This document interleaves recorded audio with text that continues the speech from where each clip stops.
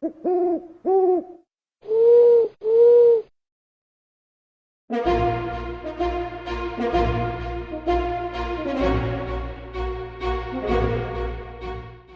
σημερινό μας βίντεο γίνεται μετά από δική σας απέτηση, καθώς σχεδόν οι μισοί από όσους έλαβαν μέρος στην τελευταία ψηφοφορία μας επέλεξαν να κάνουμε βίντεο για 5 συγκρούσεις μεταξύ Ελλήνων και Ρωμαίων.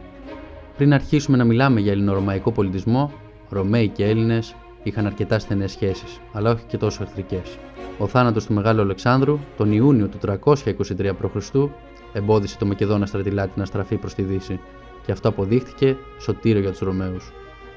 Η διαίρεση της αυτοκρατορίας του Αλεξάνδρου και η δημιουργία των ελληνιστικών βασιλείων έφερε ξανά τους Έλληνες σε εμφύλιες σειράξεις.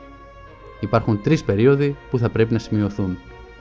Η εποχή όπου οι Ρωμαίοι συγκρούστηκαν με τους Έλληνες της Μάγνα Γκρέτσια, δηλαδή τις ελληνικές πόλεις της Ιταλίας και της Σικελίας, μια άλλη περίοδος αυτή της κατάκτησης της Ελλάδος, και τέλος τα ελληνιστικά βασίλεια που επιβίωσαν μέχρι το τέλος του 1ου αιώνα π.Χ., όπως το βασίλειο του Πόντου και των Πτολεμαίων.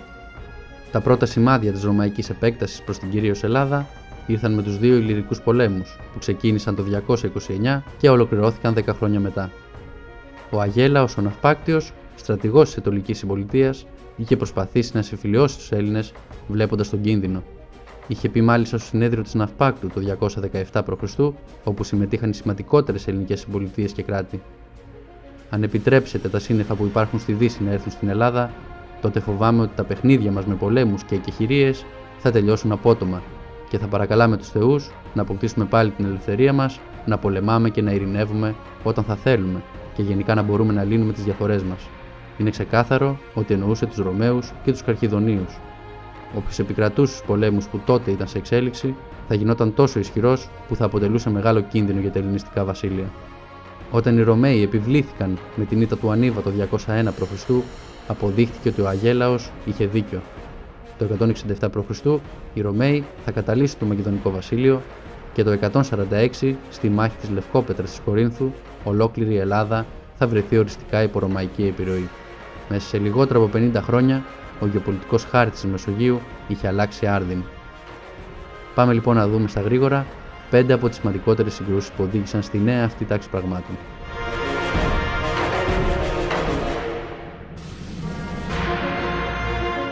Πριν οι Καρχιδόνιοι αποτελέσουν μεγάλο κίνδυνο για τη Ρωμαϊκή Ρεσπούμπλικα, υπήρξε ένας άλλος άνθρωπος που έφτασε πολύ κοντά στην κατάκτηση της Ρώμης. Ο βασιλιάς των Μολοσσών, ο Πύρος.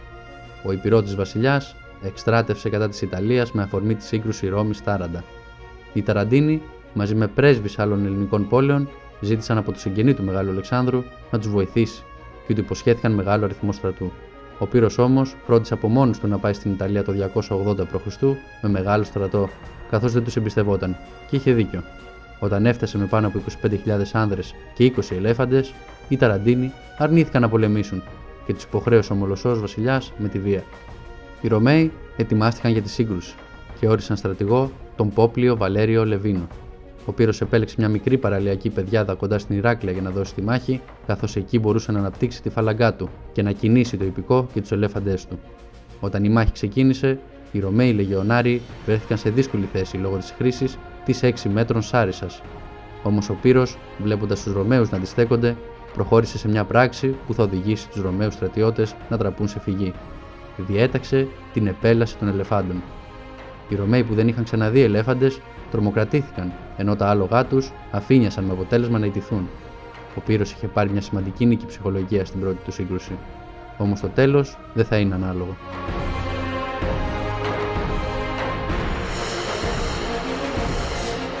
Η μάχη αυτή θα είναι η τελευταία του Πύρου με τους Ρωμαίους και θα σηματοδοτήσει την πτώση της Κάτω Ιταλίας, η οποία πέρασε στην κυριαρχία των Λατίνων. Ο Πύρος ήταν πολύ κουρασμένος από τους πολέμους που είχε κάνει στη Σικελία, από όπου γύρισε άπραγος, καθώς πολλές πόλεις κράτη στράφηκαν εναντίον του επειδή τους αντιμετώπιζε δεσποτικά. Οι Σαμνίτες, που πριν την εκστρατεία στη Σικελία τον στήριζαν, πλέον είχαν στραφεί εναντίον του, επειδή όσο αυτός βρισκόταν στη Σικελία, τους είχε αφήσει στο έλεος των Ρωμαίων. Οι Ρωμαίοι έστειλαν να τον αντιμετωπίσει ο ύπατος Μάνιος Κούριος Δεντάτος, ο οποίος είχε γίνει ήρωας πριν από 20 χρόνια κατά τον Τρίτο Σαμνιτικό Πόλεμο. Η κρίσιμη μάχη έγινε στον Μπενεβέντο. Ο Πλούταρχος γράφει πως ο Πύρος πριν από τη μάχη χώρισε τις δυνάμεις του σε 2 τμήματα.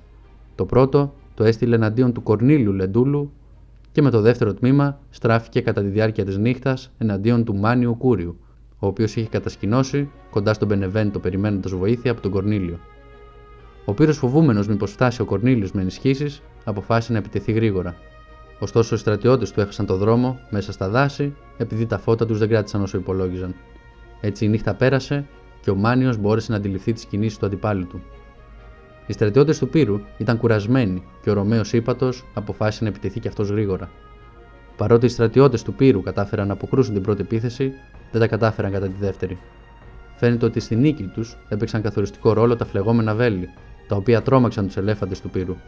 Όπως μας αναφέρει ο Διονύσιος ο Αλκαρνασσεύς, οι Ρωμαίοι τραυμάτισαν έναν ελέφαντα με αποτέλεσμα να προκληθεί μεγάλη σύγχυση στους Έλληνες.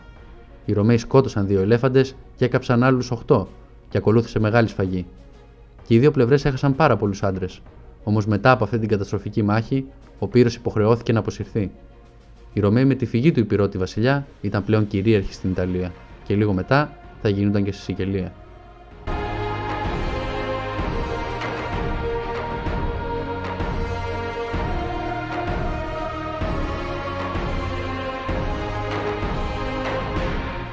Εάν σας άρεσε το βίντεο, κάντε like και γίνετε συνδρομητές, ενώ για περισσότερη ιστορία μπείτε στο κοκκινόσκοτteam.gr.